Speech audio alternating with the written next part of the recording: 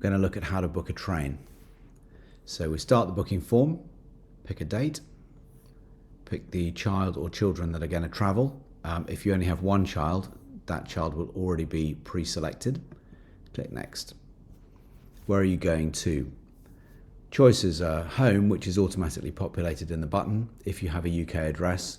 International flight means obviously you're going from an airport and flying into or out of the country.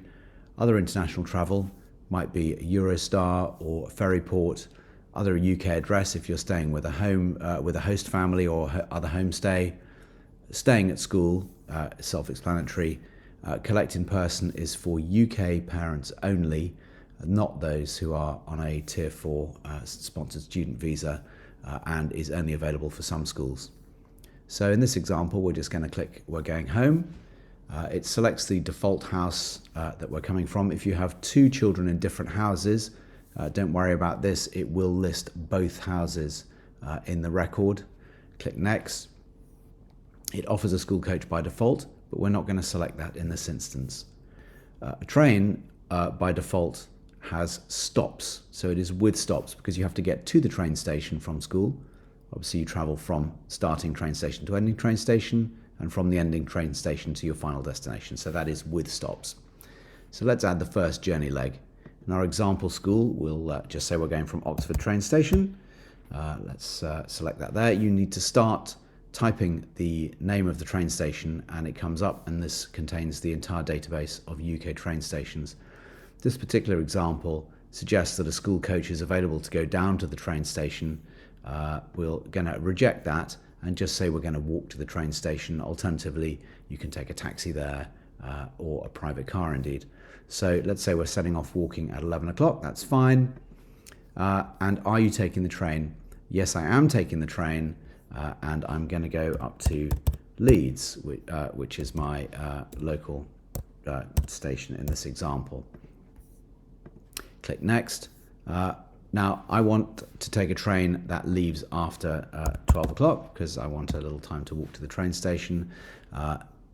Please note that if you happen to know that your train leaves at 12 o'clock, do not put in 12 o'clock because this system looks for trains departing after 12 o'clock.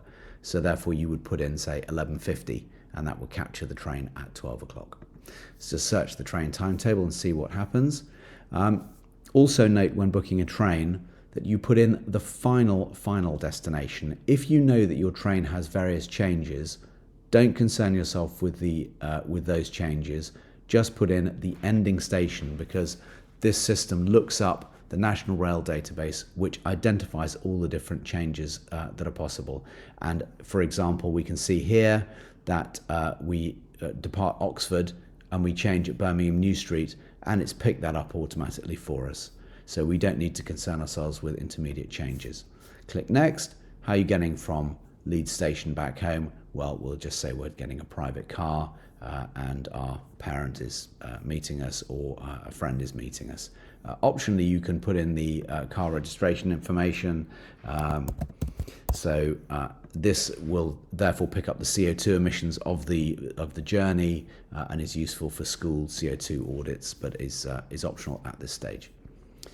We're then presented with a summary of our journey, and once we're happy with that, we can click here, click the button where it says click here, check email and validate. So click here, it processes the booking, and then that goes through to the system. We can just return to the home page. It's then important to check our email where it should show we should receive an email with a request for authorization, and indeed in this example here is the request for authorization, and it shows the full journey outline that we've just booked in the email. And if we acknowledge and authorize that booking as the parent or responsible adult, we can indeed do so.